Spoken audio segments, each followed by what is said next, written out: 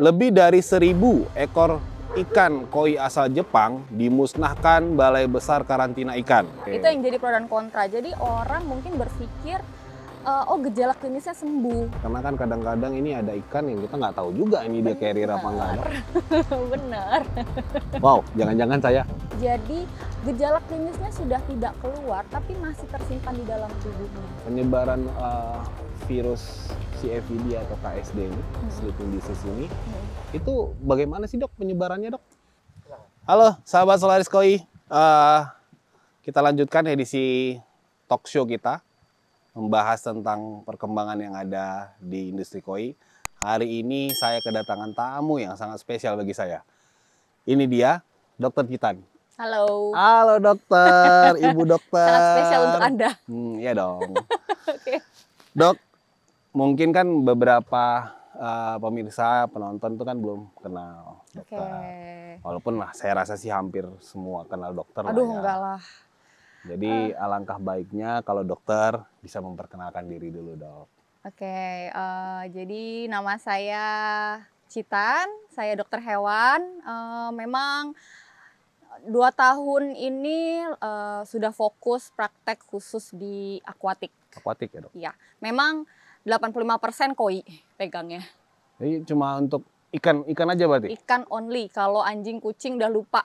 Berarti dokter cuma untuk handle ikan, dokter hewan? Handle ikan, betul. Wow. Jadi semua pasien 100% akuatik. Akuatik ya dok? Betul, dari semua pasien akuatik 85%-nya ikan koi. Berarti ikan koi terbesar? Terbesar.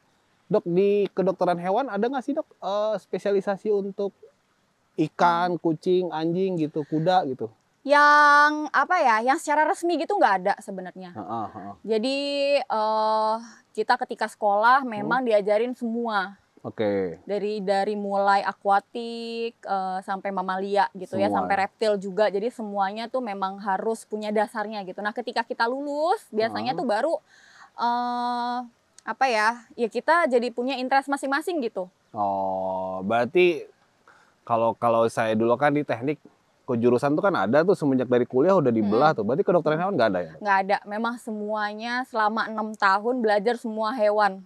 Tapi pengembangannya setelah selesai malah? Betul, pengembangannya setelah selesai. Oh, berarti dokter setelah lulus kenapa nggak jadi yang kucing, anjing itu kan banyak dok? Sebenarnya seneng sih anjing, kucing juga pelihara di rumah. Cuma ngelihatnya kayak udah banyak gitu.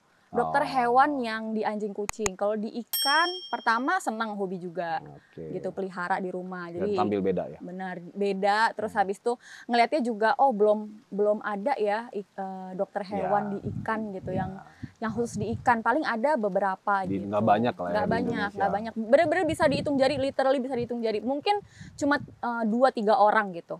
Dokter hewan yang handle ikan. Yang handle ikan yang bener-bener sehari-hari punya pasien ikan ya. Oh, gitu. Berarti nggak banyak ya dok ya? Nggak banyak. Sebenarnya yang punya gelar certified aquatic veteriner itu ada lah ya beberapa gitu. Tapi rata-rata mereka mungkin kerja di laboratorium, as a researcher gitu, ngembangin produk dan lain-lain gitu. Jadi mungkin mereka nggak benar-benar nanganin kasus setiap hari. Iya, nanganin kasus ya. Tapi kalau yang kayak misalnya maaf nih dok, kayak di SeaWorld atau akuarium raksasa itu ada kan ya biasanya? Ada. Itu juga sebenarnya itu udah beda lagi karena masuknya sudah bukan fresh water ya. Oh, gitu. Seawater masuknya ya. Betul, dia masuknya seawater, penanganannya juga ada beda. Oke, asih. Dok, dokter lulus 3 tahun yang lalu? Oh enggak, dari tahun 2016. Kumlot dong? Ah? Kumlot nggak sih? Dulu, waktu lulus. Kumlot. Mantap. Harus kumlot. Kumlot tapi larinya ke ikan, berarti ikan mantap, ikan koi mantap, khususnya koi. 2016 dok, berarti dari semenjak itu 2017 sampai sekarang lebih kurang 5-6 tahun ya. Sebenarnya dari setelah lulus belum terlalu ngincer-ngincer ke akuatik sih, masih mencoba-coba ke dunia yang lain gitu. Tapi setelah 2 tahun sampai 3 tahun nyoba-nyoba dunia lain, terus habis itu kebetulan bokap juga senangnya ikan gitu kan, ngeliat ikan seneng, ya udah lah jadi dicemplungin sama bokap berarti? Dicemplungin bokap sama gue nenggelamin diri sendiri juga sih. Jadi bagi yang belum tahu ya, Dokter Citan ini adalah anaknya Paman Keko. Mungkin semua orang pasti tahu Paman Keko siapa. Jadi kalau menurut pribadi saya nih dok ya, Dokter Citan itu dicemplungin oleh Paman Keko. Oke dok, saya rasa mungkin udah cukup lah untuk introduksi dok, perkenalannya. Nanti kalau mau kenalan lebih dekat ya silahkan aja tanya-tanya langsung Dokter Citan. Iya gampang lah, gampang nanti bisa. Dok, saya sedikit kaget dan bersedih juga. Kan saya itu sebagai seorang importir ya. Importir ikan koi dari Apa yang Jepang. disedihkan ini? Jadi ini saya baca langsung aja beritanya ya. Oke. Ini beritanya tanggal 17 Mei 2023, berarti lebih kurang 3 minggu yang lalu. Masih baru ya? Masih baru banget dok. Jadi berita ini adalah, ini saya bacaan, itu di Liputan 6, edisi 17 Mei 2023, jam tayangnya jam 15.33. Judulnya, terpapar virus berbahaya, lebih dari 1.000 ikan koi asal Jepang dimusnahkan. 1.000? Lebih dok. Lebih, oke. Saya pada saat baca ini, wow. Ya. Walaupun saya nggak bisa bilang ini bukan kita ya yang kena, cuma saya nggak bisa sebut siapa yang kena, importirnya.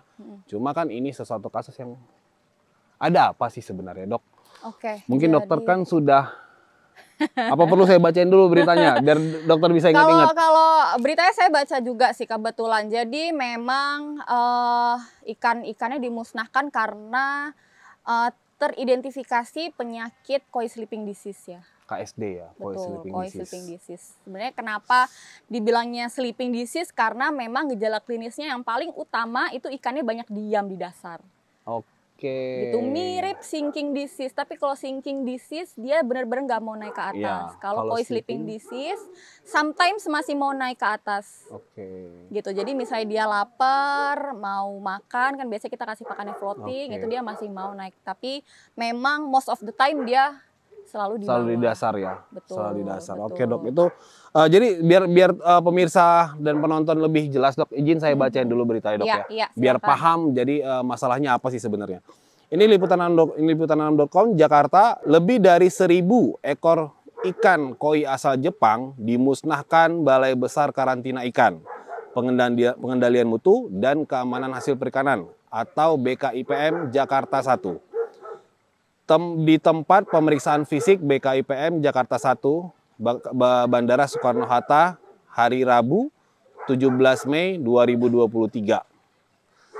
Pemusnahan tersebut dilakukan lantaran ribuan ikan hias tersebut positif mengandung virus Carp Endema Virus Disease, CFVD atau biasa disebut koi sleeping disease. Penyakit ini menjadi ancaman bagi penggemar koi dan budidaya ikan mas di seluruh dunia.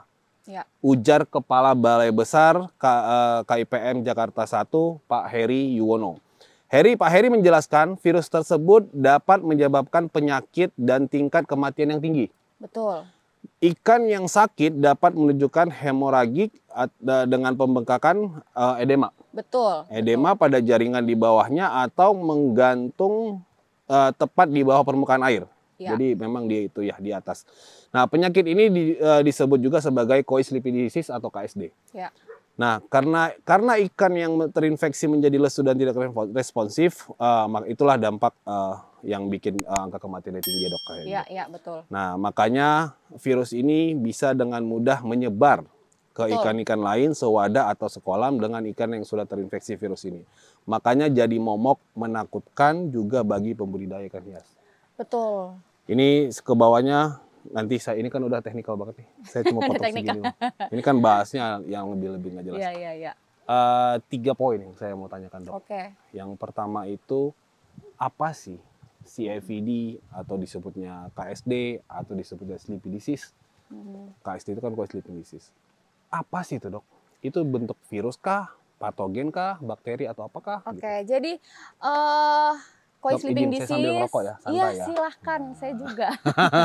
Jadi kalau koi sleeping disease tadi sebenarnya di berita udah disebut juga ya bahwa penyebabnya itu Carp Edema Virus Disease ya, namanya aja ada virus disease. Jadi penyebabnya virus, bukan bakteri, bukan parasit. Oke, berarti virus ya dok? Virus. Nah, di sini kita kalau bicara virus itu memang penanganannya ya jauh lebih sulit dibandingkan bakteri, dibandingkan parasit, karena kita ketahui sendiri tidak ada antivirus gitu. Obat antivirus itu masih Kalau antivirus itu kan era-era pandemi ini disebutnya vaksin ya? Nah, iya disebutnya vaksin. Di koi di sini nggak ada vaksinnya. Nggak ada vaksin. Betul, jadi sulit. Berarti sangat sulit ya dok? Sangat sulit. Jadi apabila memang sudah diidentifikasi positif terhadap CFD gitu ya, memang dimusnahkan. Berarti sumber masalahnya adalah virus, dokter? Berarti. Sumber masalahnya adalah virus. Jadi solusi pemusnahan itu adalah jalan untuk mencegah virus ini berkembang biak. Betul. Sudah tidak ada lagi obatnya, gitu ya, sehingga memang yang bisa dilakukan adalah tindakan preventif. Tindakan preventif supaya nggak menyebar.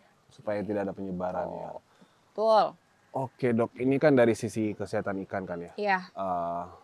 Dan juga di berita itu kan disebutkan dimention oleh Pak Heri Yuwono itu sebagai kepala balai PKPM 1 Jakarta 1, dia bilang ada saya gini dok, kalimatnya penyakiit ini menjadi ancaman bagi penggemar koi dan budidaya ikan mas. Ya, karena itu, koi ikan mas itu gimana sih dok?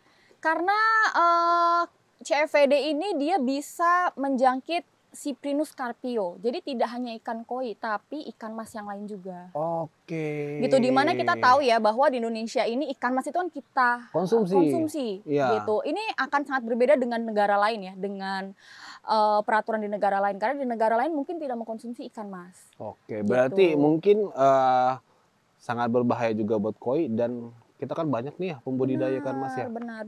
Karena banyak pembudidaya ikan mas di sini, kita konsumsi juga. Maka dari itu saya paham banget dari pihak pemerintah kenapa harus memusnahkan hal itu gitu. Karena memang sangat mengancam budidaya ikan mas. Ya. Gitu. Tidak hanya koi aja nih yang kena imbas nanti kalau misalnya sampai lolos gitu. Ikan mas juga. Itu catatan penting ya. Itu soalnya tadi saya kaget bacanya dok. Jadi di beritanya itu ikan mas, emang ikan mas ternyata itu jawabannya. Dan yang jadi pro dan kontra, banyak yang bilang bisa disembuhkan. Oke.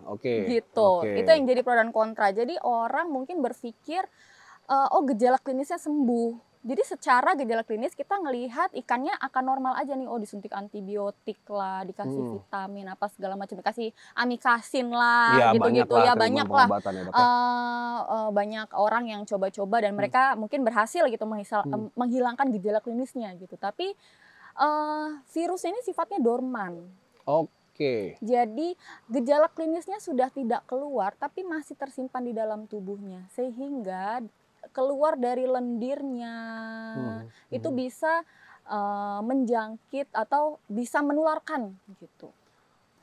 Bisa menularkan ke yang lain ya, bisa spreading ya. Betul. Walaupun ikan ini terlihat sehat loh. Oke, I see. Berarti ikan yang sudah kena sleeping disease disembuhkan, sehat, berarti dia sudah carrier ya? Betul. Udah dorman, virus itu udah dorman dalam tubuhnya. Betul. Berarti ada resiko kalau ada ikan yang belum kena virus sleeping disease akan tertular. Gitu. That's why mirip-mirip KHV. Gitu. Ketika memang dari laboratorium hasilnya sudah positif, memang mau nggak mau harus dimusnahkan. Ya, itu memang salah satu yang sangat penting ya berarti ya. Walaupun ada pro dan kontra, dokter bilang tadi tentang bisa disembuhkan, tapi tetap virus itu sudah melekat, akan jadi dorman di dalam tubuhnya si ikan dan menjadi carrier untuk ikan-ikan lainnya. Gitu ya dok? Betul. Memang paham sih ya kalau dari segi penjual gitu ya, importir. Saya belum ngomong masalah penjual. Nanti saya akan ini dok. Saya cuma minta masukan dari dokter dulu. Oke.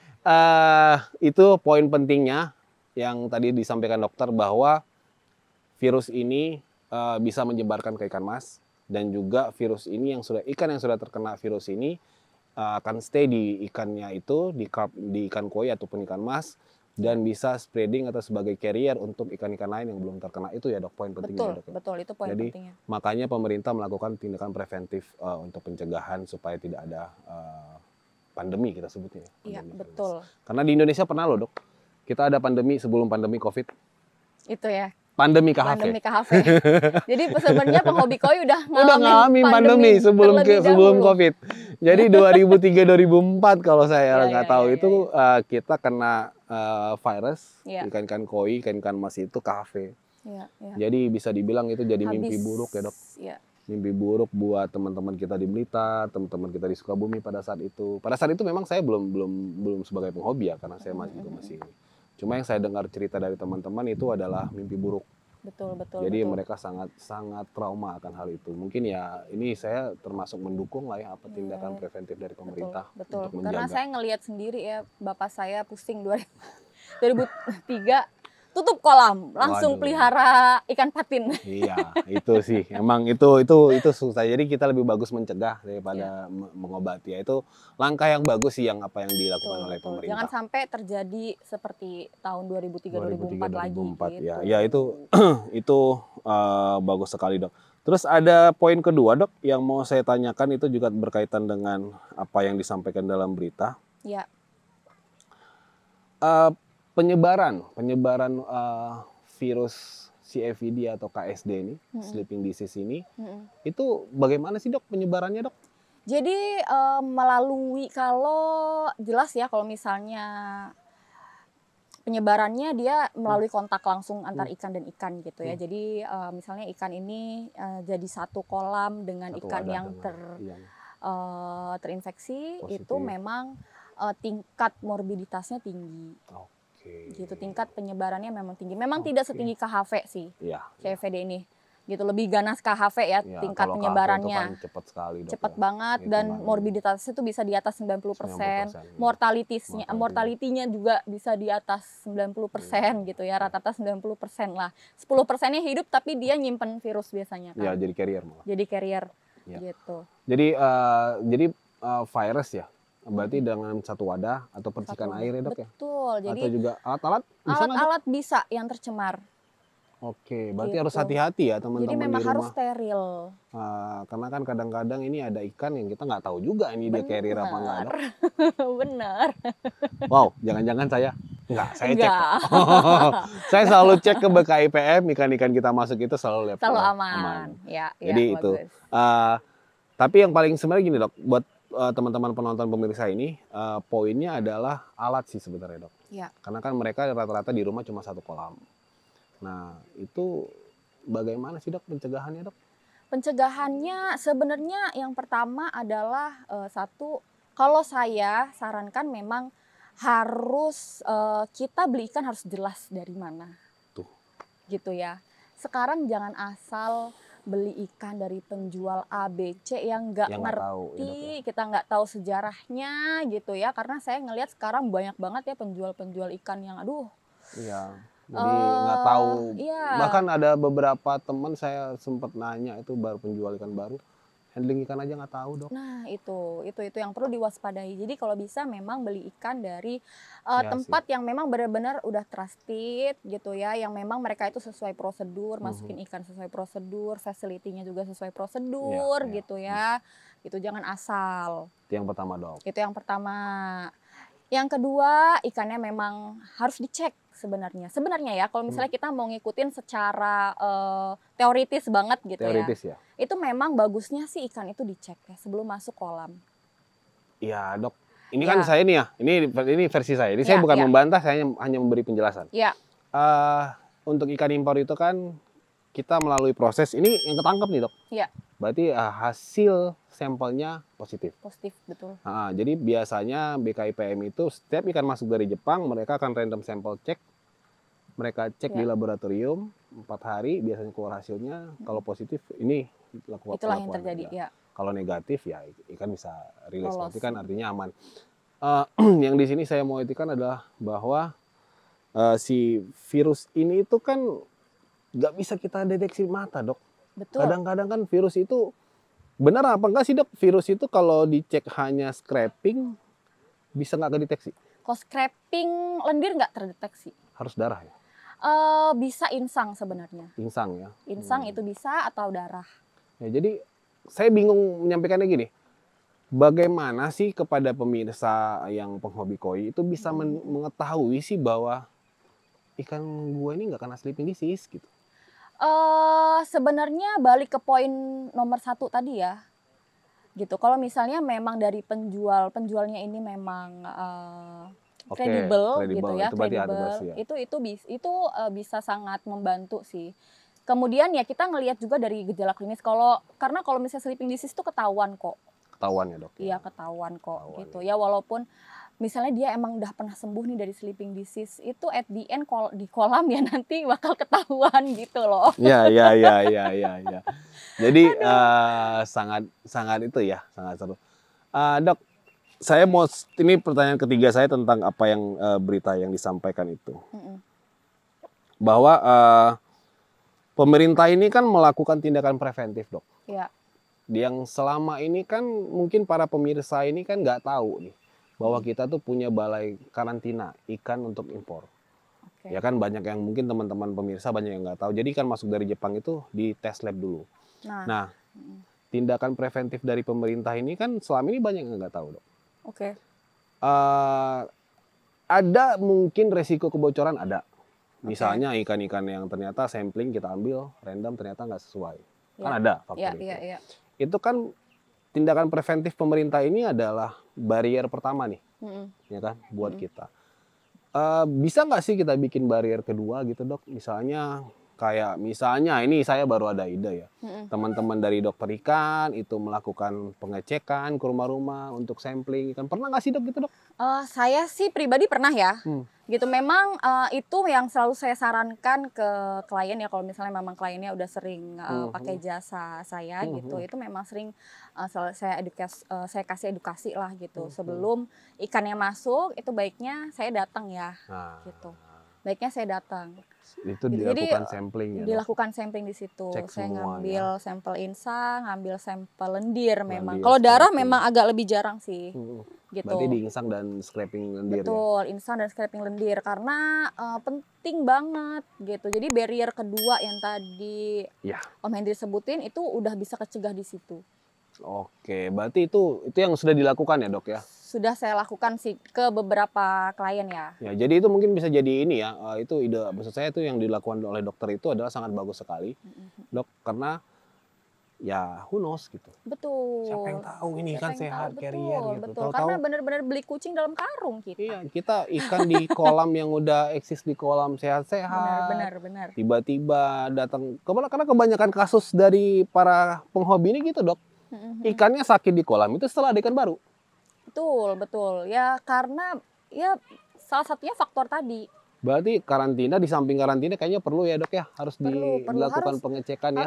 Sebenarnya harus dilakukan pengecekan, apalagi kalau beli ikan harganya udah puluhan juta. Iya, belasan puluhan juta gitu. Iya loh, dok. Kan. Maaf kata ya, dok. Saya bukan ini, saya juga melihara kucing kan. Kucing mungkin harganya agak di bawah lah dari koi, tapi sertifikat, rekod kesehatan itu lengkap loh, dok. Bener. Koi kok nggak ada. Nah itu dia, harusnya memang koi ini standarnya ya, karena kita ngelihat harganya aja deh gitu. Sekarang orang beli koi harganya 100 juta.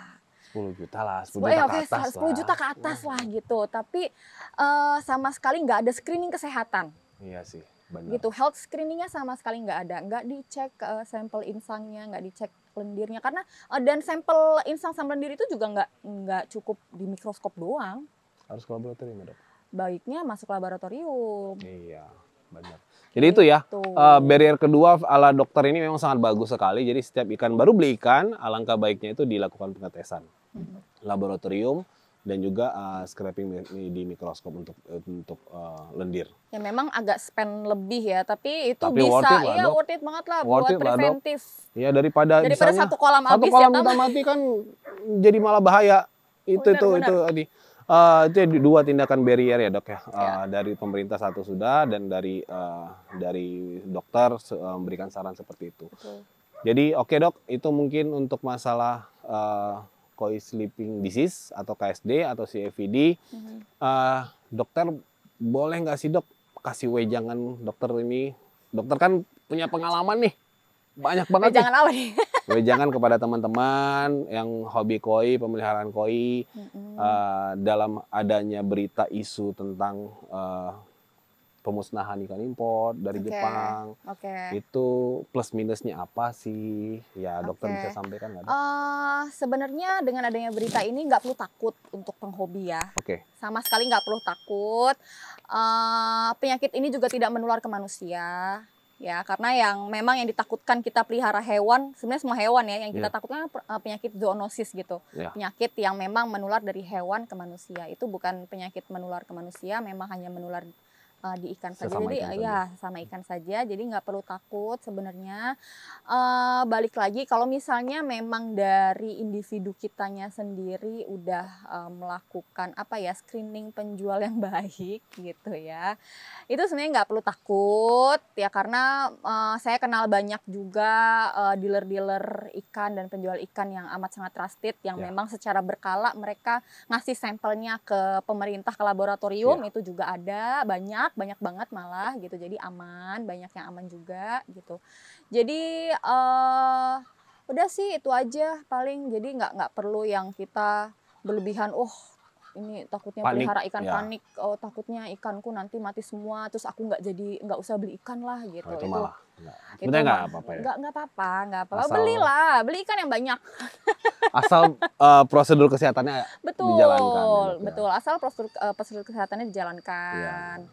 Dan beli ikan juga memang harus ke orang-orang yang benar-benar itu sih. Saya bukan jualan sebagai Solaris, bukan ya dok. Iya. Ini semua lah general. Kita general ya. General. Emang banyak kok teman-teman dealer itu yang memang sudah melakukan biosecurity. Betul. Dan mereka pengetesan laboratorium penyakit itu mereka cek. Jadi carilah. Gitu. Carilah. Kayak gitu bisa ditanya nggak sih sebenarnya ke penjual tuh? Harusnya penjual, kalau penjual yang benar dia pasti bisa jawab. Pasti dia bisa berikan, provide gitu ya. At least sertifikat hasil lab pada saat ikan masuk. Nah, itu ada. Itu jadi pasti ada. Sertifikat hasil laboratorium. Jadi sebenarnya bisa minta gitu bisa. Itu bisa minta, nanti dealernya minta ke importirnya, importirnya bisa ngeluarin. Itu tinggal di copy bisa kok. Nah, itu apalagi ada kayak gitu gampang lah. Maksudnya tindakan preventif kita sebagai penghobi itu bisa lebih mudah. Lebih ini ya. Gitu. Berarti tetap enjoy koi tapi lebih hati-hati dalam pemeliharaan. Dan harus aware juga dengan penyakit ya. Oke. Terima kasih sekali dok. Sama-sama. Singkat, padat, banyak ilmunya. Saya belajar banyak loh dari dokter hari ini. Terima kasih banyak sudah mau berbagi cerita dan ilmu buat kita semua. Terima kasih banyak dok. Oke. Itulah talkshow kita hari ini. Banyak sekali ilmu yang kita dapatkan hari ini dari Dokter Citan dengan berita yang sekarang lagi rame. Ternyata pada intinya adalah tidak usah panik, tidak usah takut, tapi belilah ikan kepada penjual yang benar-benar mempunyai kredibilitas, dan lakukan barrier kedua, itu adalah pengecekan ikan sebelum ikan masuk ke kolam. Oke, tetap support dan dukung Solaris Koi Media. Semoga Solaris Koi Media ini bisa memberikan manfaat kepada para penghobi koi seluruh Indonesia. Terima kasih. Assalamualaikum warahmatullahi wabarakatuh.